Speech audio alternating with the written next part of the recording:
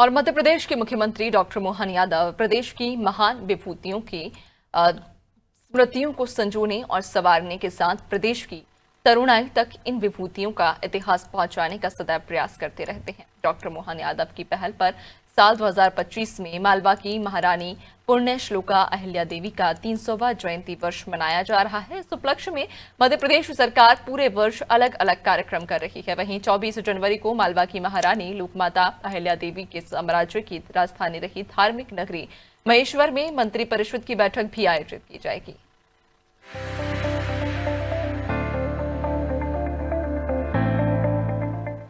मंत्रिपरिषद की बैठक महेश्वर में आयोजित करने का महत्व बताते हुए मुख्यमंत्री डॉक्टर यादव ने कहा है कि लोकमाता अहिल्या देवी का जीवन धार्मिकता, त्याग और करुणा का प्रतीक था। वे न केवल एक कुशल शासक थीं, बल्कि एक आदर्श नारी और माता भी थीं। लोकमाता अहिल्या देवी के शासनकाल उनकी कर्तव्य परायणता, धर्म परायणता, सुशासन, दानशीलता, धार्मिकता आदि गुणों से हमें सद्मार्ग और सुशासन के जरिए लोक कल्याण की असीम ऊर्जा और प्रेरणा मिलती है।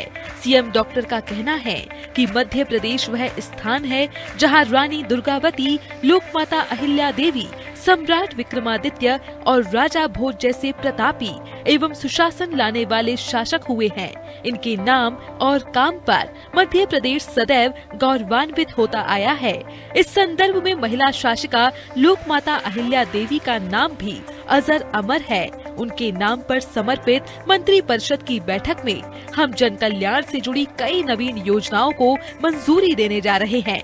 सीएम ने प्रदेश की जनता से अपील की कि हम सब मालवा की लोकमाता अहिल्या देवी के पुण्य स्मरण में शामिल हों। हम सबका सौभाग्य है अहिल्या महारानी का अपना शासनकाल, उनकी कर्तव्यपरायणता, उनकी धर्मपरायणता, सुशासन, दानशीलता, धार्मिकता, ऐसे कई ऐतिहासिक संदर्भों में अहिल्या महारानी का अपना एक विशेष महत्व है। उनके अपने जीवन काल से समूचा समाज धन्य होता है। उनके अपने कर्तृत्व से, उनके अपने व्यक्तित्व से, उनके जीवन के एक एक क्षण से पूरा समाज आज भी श्रद्धा से देखता है।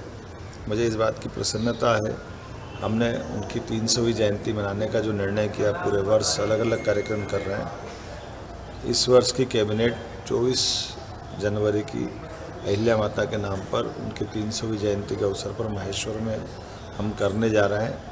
मुझे इस बात का संतोष है, मध्य प्रदेश वो धरती है जहाँ रानी दुर्गावती, अहिल्या महारानी, सम्राट विक्रमादित्य, राजा भोज ऐसे बड़े बड़े सुशासन के नाम हैं जिनके आधार पर मध्य प्रदेश गौरवान्वित होता आया है। ऐसे में महिला शासिका में अहिल्या माता का नाम भी अमर है।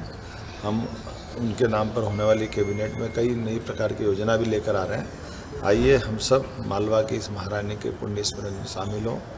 मैं स्वयं और मेरे सारे मंत्रीगण हम सब मिल करके अहिल्या माता को समर्पित कैबिनेट में आने जा रहे हैं।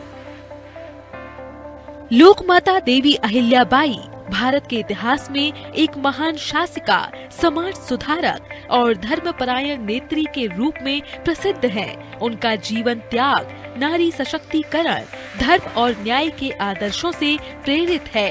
देवी अहिल्याबाई का जन्म 31 मई 1725 को महाराष्ट्र राज्य के अहमदनगर जिले के चोंडी गांव में एक साधारण मराठा पाटिल परिवार में हुआ था। उनके पिता का नाम मनकोजी शिंदे था। उनका विवाह 1733 में श्री खंडेराव होलकर से हुआ, जो मालवा के शासक श्री मल्हार राव होलकर के पुत्र थे। वर्ष 1754 में श्री खंडेराव होलकर की मृत्यु के बाद अहिल्याबाई ने अपने जीवन को राज्य और प्रजा की सेवा के लिए समर्पित कर दिया। श्री मल्हार राव होलकर की मृत्यु के बाद अहिल्याबाई ने इंदौर की गद्दी संभाली। उनका शासनकाल न्यायप्रियता, कुशल प्रशासन और समाज कल्याण के लिए जाना जाता है। देवी अहिल्याबाई ने महिलाओं की स्थिति सुधारने के लिए काम किया। उन्होंने शिक्षा और धर्म के माध्यम से समाज में एकता और सामंजस्य बढ़ाया। देवी अहिल्याबाई ने कुशल प्रशासन से अपने राज्य को एक सुव्यवस्थित और समृद्ध क्षेत्र बनाया था। एमपी कैबिनेट की अगली बैठक 24 जनवरी को धर्मनगरी महेश्वर में होगी। प्राचीन काल में महेश्वर धर्म और न्याय की प्रतीक अहिल्या देवी की राजधानी थी। सीएम डॉक्टर यादव ने कहा, अहिल्या देवी का शासन अनुकरणीय। लोकमाता अहिल्या देवी की कर्तव्य परायणता, सुशासन अनुकरणीय। अहिल्या देवी के गुण हमें सद्मार्ग और सुशासन के लिए प्रेरित करते हैं। अहिल्या देवी के यश और उनके काम से मध्य प्रदेश सदैव गौरवान्वित हुआ। अहिल्या देवी को समर्पित महेश्वर कैबिनेट में की जाएगी कई घोषणाएं।